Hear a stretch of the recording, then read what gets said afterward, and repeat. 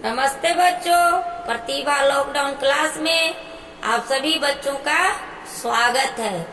तो आज हम सब एक अलग विषय पर चर्चा करेंगे। आज कौन सा दिन है? दशहरा का दिन। इस त्योहार को हम सभी लोग बड़े धूमधाम से मनाते हैं। यह हिंदुओं का त्योहार है। तो बच्चों, मैं आप सबको बताऊंगी, आप सभी जानेंगे कि दशहरा का त्योहार क्यों मनाते हैं और कब मनाते हैं। बच्चों, मैं आप सबको बता चुकी हूँ कि एक अंग्रेजी माह से साल का शुरुआत होता है, उसी प्रकार हिंदी माह से भी साल का शुरुआत होता है और साल का अंत होता है, जैसे अंग्रेजी माह में होता है। तो साल में 12 महीना होता है। तो अंग्रेजी माह के अनुसार हम जनवरी से साल का शुरुआत करते हैं और दिसंबर माह में उसका अंत होता है। उसी प्रकार हिंदी में चैत्र मास से साल का शुरुआत होता है और फाल्गुन मास में साल का अंत होता है। तो बच्चों, दशहरा का त्योहार हम आश्विन माह, क्षेत्रीय भाषा में इसे आसीन कहा जाता है और कुछ लोग कुआर माह भी इसे कहते हैं।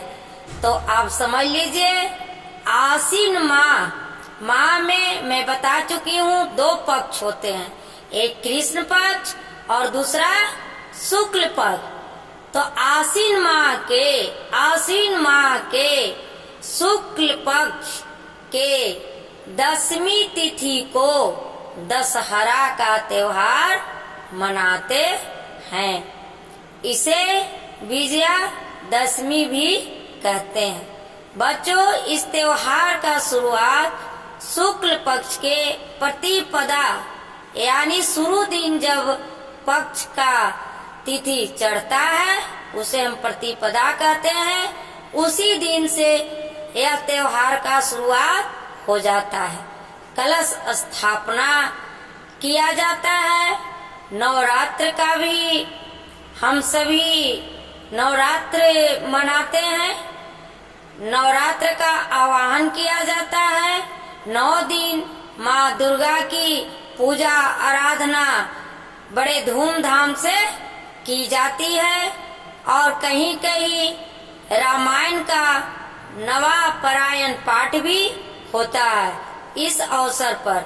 तो हम माँ दुर्गा की भी पूजा करते हैं, क्योंकि माँ दुर्गा शक्ति स्वरूप, शक्ति की देवी हैं और किसी भी कार्य को पूरा करने के लिए शक्ति की जरूरत पड़ती है। इसीलिए हम माँ दुर्गा के आराधना करते हैं।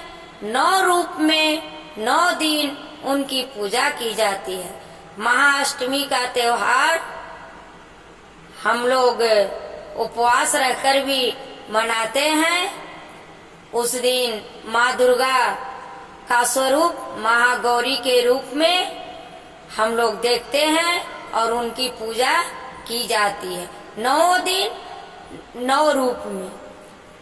तो बच्चों, माँ दुर्गा महिषासुर नामक राक्षस की वध की थी।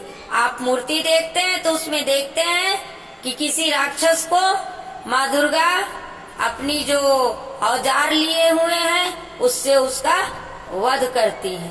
तो महिषासुर नामक राक्षस जो किसी से पराजय नहीं हो रहा था, उसे माँ दुर्गा परास्त करती हैं और सभी देवताओं को अभय दान देती हैं।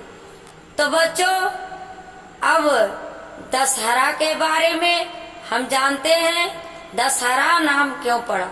आप सभी राम भगवान के नाम से परिचित हैं। राम भगवान श्री रामचंद्र जी की पत्नी सीता माता थी। उनका नाम सीता था, जिसका हरण रावण ने कर लिया था। किस समय? वनवास के समय, पंचवटी से। तो भगवान सीता माता का पता लगाते लगाते लंका तक पहुँचे। बजरंगबली ने सीता माता का पता लगाया था और लंका दहन, लंका में आग लगा के अपने शक्ति का प्रदर्शन किया और रावण को यह जानने का मौका दिया कि भगवान राम के पास कितनी शक्ति है। और भगवान राम अपने दूत को भेजकर रावण को शांति प्रस्ताव भेजे कि तुम सीता माता को लौटा दो, मैं युद्ध नहीं करूंगा, क्योंकि बच्चे युद्ध में बहुत हानि होती है, आप सभी जानते हैं। तो भगवान राम की ऐसी कोई सोच नहीं थी कि लंका में लड़ाई किया जाए। यहाँ तक कि रावण के भाई विभीषण ने भी रावण को खुद समझाया कि माता सीता को लौटा के आप राम के शरण में चले जाइए, राम सबको क्षमा कर देते हैं। लेकिन रावण किसी के कहना को नहीं माना और वह युद्ध करने के लिए ही तत्पर हो गया, यानी युद्ध करना ही उचित समझा। अंत में भगवान राम को युद्ध करना पड़ा और इसी दिन आश्विन माह के शुक्ल पक्ष के 10वीं तिथि को रावण का वध भगवान श्री राम के द्वारा किया गया था। उसी दिन से हम सभी दशहरा का त्योहार मनाते आ रहे हैं। इसे विजयदशमी भी कहते हैं, क्योंकि इस दिन भगवान राम को विजय प्राप्त हुआ। विजय प्राप्त हुआ ना, युद्ध में रावण को हरा दिए, रावण मारा गया। रावण के 10 मुख थे, इसलिए 10 हरा कहा जाता है। 10 सिर वाला रावण इसी दिन भगवान राम से हार गया था और उसी दिन यह विजय असत्य पर सत्य की विजय था, अधर्म पर धर्म की जीत था, अन्याय पर न्याय की जीत था। इसलिए विजय दशमी को हम सभी बड़े धूमधाम से मनाते हैं। बच्चों, इससे हमें सीख मिलती है कि हमें अन्याय के विरुद्ध झुकना नहीं चाहिए, असत्य के विरुद्ध सत्य से हमें उस असत्य को परास्त कर देना चाहिए, हरा देना चाहिए। तो बच्चों, आप सभी समझ लिए होंगे कि दशहरा का त्योहार हम सब क्यों मनाते हैं और इसे विजयदशमी क्यों कहते हैं। माँ दुर्गा शक्ति की स्वरूप है, उनकी भी पूजा की जाती है।